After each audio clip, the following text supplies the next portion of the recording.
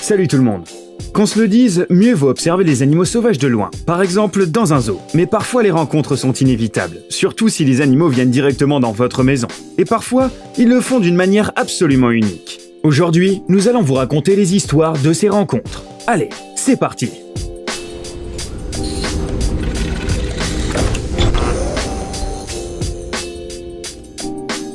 Un ours sur l'arbre. Notre première histoire du jour se déroule au Colorado. Si vous nourrissez des oiseaux devant vos fenêtres, alors vous êtes certainement habitué à y voir régulièrement le même genre d'oiseau. Parfois, vous apercevrez peut-être une espèce rare, ou même un écureuil, mais certainement pas l'invité qui a aperçu Scott Bixby. On n'est pas soi-même quand on a faim. C'est probablement ce à quoi a pensé cet ours en se prenant pour un petit oiseau, et en grimpant sur un grand arbre pour s'offrir un petit plaisir. Vous devez le reconnaître, voir un ours au réveil vous réveillerait plus vite qu'un café. No. Et que feriez-vous dans cette situation? Si vous avez un peu de bon sens, vous fermeriez probablement les fenêtres. Vous vous cacheriez chez vous et attendriez que l'ours termine son petit déjeuner. Mais pour une raison ou pour une autre, Scott s'est mis en tête qu'il serait possible de raisonner le prédateur. Ce grand téméraire est sorti sur son balcon et a tout simplement dit à l'animal de s'asseoir. Au début, l'animal n'a pas réagi, mais Bixby s'est montré persistant. Il a frappé dans ses mains et a répété l'ordre qu'il avait donné. Un peu comme s'il n'était pas vraiment face à un animal meurtrier, mais à un chiot bien élevé. Et ça a fonctionné. On peut admirer son courage. À voir à la vitesse à laquelle le prédateur a grimpé à l'arbre, ça n'aurait pas été difficile pour lui de sauter sur le balcon. Attaque d'otarie. De cette histoire, la situation est très différente. C'est un petit animal qui a décidé de se comporter comme un monstre énorme, semant la terreur partout autour de lui. Et il a été plutôt convaincant dans ce rôle. Tout d'abord, revoyons ce que l'on sait au sujet des otaries. Ces bébés velus poussent des petits cris assez rigolos, mais plus important encore, ils sont extrêmement mignons. On a tout simplement envie de les prendre dans nos bras pour les caresser, ou au moins de leur offrir une friandise. Les gens de cette vidéo ont eu beaucoup de chance. L'otarie a grimpé directement dans leur jardin, mais elle ne savait pas encore ce qu'il y aurait au menu ce jour-là. Voyez par vous-même. Une innocente jeune femme approche de cet invité impromptu, commence à jouer avec et se fait immédiatement mordre. Il faut dire qu'après ça, on n'a plus très envie de prendre l'animal dans nos bras. Les deux malchanceux ont donc décidé de battre en retraite. Et c'est là que les choses se sont compliquées. L'otarie enragée a décidé de prendre en chasse la victime, quoi qu'il en coûte.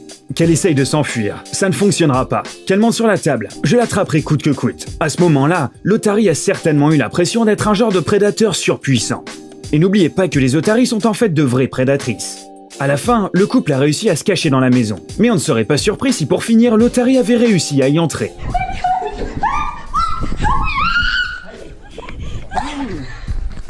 Oh my god! Un python sous le porche. Les Australiens ne s'enfuient jamais devant un petit animal hargneux. Les gens de ce continent n'ont pas peur facilement.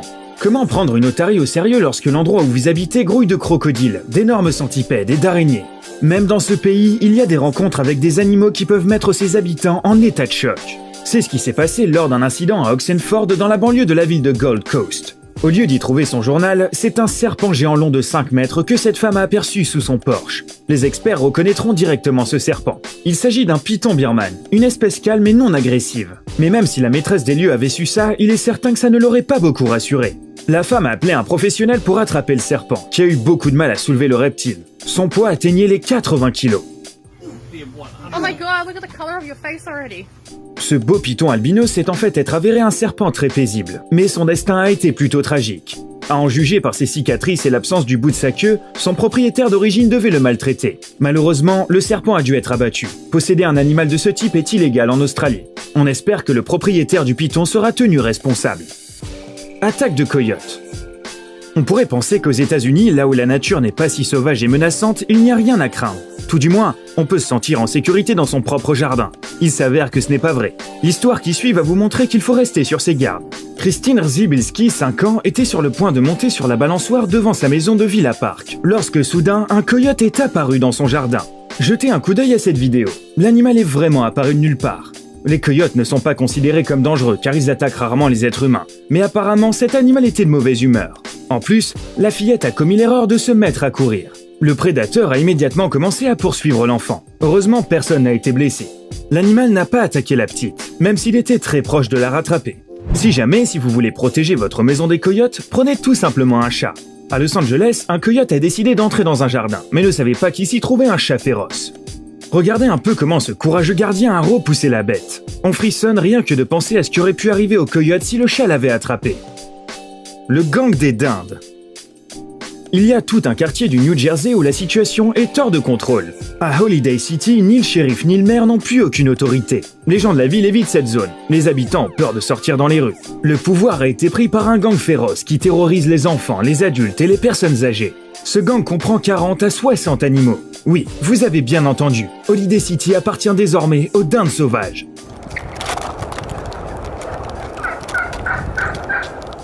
Ces animaux agressifs prennent leur revanche pour Thanksgiving. Ils donnent des coups de bec dans les voitures, bloquent les routes et les entrées de maison, et s'invitent chez les gens.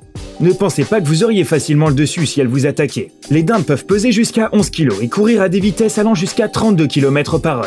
Ces oiseaux sont capables de percer votre peau à travers du jean et de laisser des gros bleus.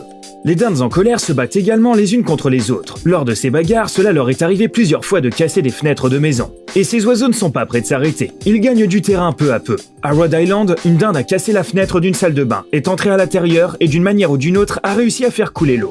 Lorsque la propriétaire de la maison est arrivée, elle a trouvé sa pièce inondée. Les dommages revenant à plusieurs milliers de dollars.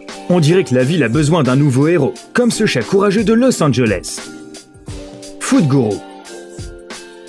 Les animaux n'accordent vraiment aucune importance à ce que nous faisons. Interférer avec nos activités est quelque chose d'assez normal pour eux.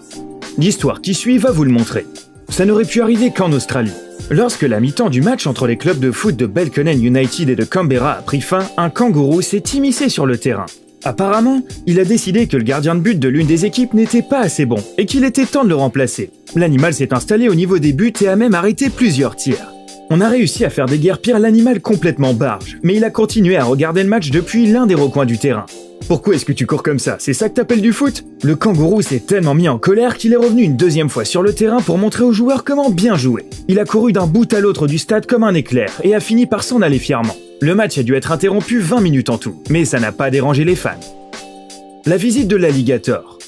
Les animaux sauvages ne sont pas toujours aussi mal polis. Les manières de certains d'entre eux sont en fait assez incroyables. Cet alligator de Caroline du Sud ne voulait pas être autant haï que les dindes destructrices. Regardez un peu avec quel soin ce reptile géant rampe à travers la pelouse. On voit là tout le respect qu'il a envers cette propriété privée.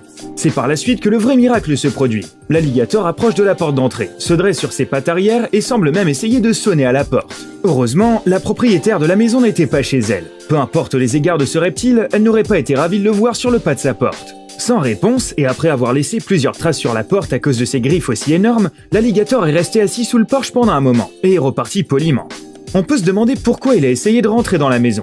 À en juger par son comportement, il voulait commencer une nouvelle vie, aller au taf du lundi au vendredi et passer ses week-ends à griller des steaks au barbecue. Un cerf à la maison. Cette famille du Colorado ne s'est pas contentée d'inviter des animaux sauvages chez elle. Elle a même dressé une table avec des friandises spécialement pour eux. Cet état abrite l'une des plus grandes populations de cerfs d'Amérique du Nord. Les artiodactyles s'aventurent donc souvent dans les aires résidentielles, mais ils n'avaient probablement jamais été aussi bien accueillis. Regardez un peu l'un de nos amis en train de manger ses toasts. Il y avait même des tas de fruits et légumes juteux qui les attendaient sur la table. Le deuxième invité, pour sa part, est resté timide et n'a pas osé passer le pas de la porte. Heureusement, les propriétaires n'ont pas essayé de les persuader. Les rencontres avec ces animaux ne se terminent pas toujours bien. Vous ne le croyez pas? Voici une preuve. Cette fille voulait caresser ce mignon petit fan en train de paître paisiblement dans la pelouse. On se serait presque cru face à Bambi. Qu'est-ce qui aurait pu mal tourner?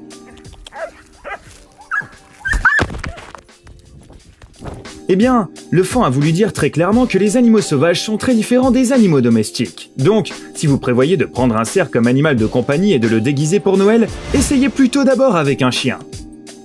Les ours casseurs de voitures. Il s'avère que les oiseaux ne sont pas les seuls criminels aux États-Unis. Il y a d'autres gangsters dans le règne animal, même s'ils se spécialisent plutôt dans les voitures. Il faut dire que cette scène se produit dans le Colorado. Les habitants y restent prudents tout le temps. Une nuit, Kate Siegel a choisi de laisser sa voiture à l'extérieur, et elle en a payé le prix fort. Le matin, elle n'a pas compris pourquoi la porte du garage était ouverte, parce que la clé se trouvait dans sa Subaru. Après avoir jeté un coup d'œil dans l'habitacle, elle s'est rendue compte qu'il n'y avait plus vraiment d'habitacle, et que ses bonbons en forme d'ourson avaient disparu. Les voleurs, comme vous l'avez certainement deviné, s'agissaient d'ours qui n'avaient pas aimé les autres bonbons qu'ils avaient trouvés. Apparemment, ils se sont sentis insultés par les oursons. Après avoir détruit l'intérieur de la crossover, les voleurs ont marché sur la télécommande de la porte automatique et ont quitté les lieux. Un autre cas similaire s'est produit dans le comté de Jefferson, mais c'est un vrai professionnel qui a fait le coup cette fois-ci. Aucun signe d'effraction. On a juste retrouvé l'habitacle entièrement détruit d'une Subaru une fois de plus. Cette fois-ci, la fripouille n'a même pas quitté la voiture. Il semblerait que les ours de cette région sont de vrais fans de cette marque. Le récidiviste de Los Angeles. Et pour finir, une histoire digne d'un film d'Hollywood. Le voleur, surnommé Boulette de Viande, est apparu dans les collines de Los Angeles au début de l'année 2012. Il était très prudent et ne sortait que la nuit. Il ne volait rien qui ait réellement de la valeur. Il prenait majoritairement des boulettes de viande, des fruits, et allait parfois se baigner dans des piscines. Il pesait 180 kg et avait des pattes qui ressemblaient à celles d'un pigeon. Et oui, encore une fois, il s'agissait d'un ours turbulent.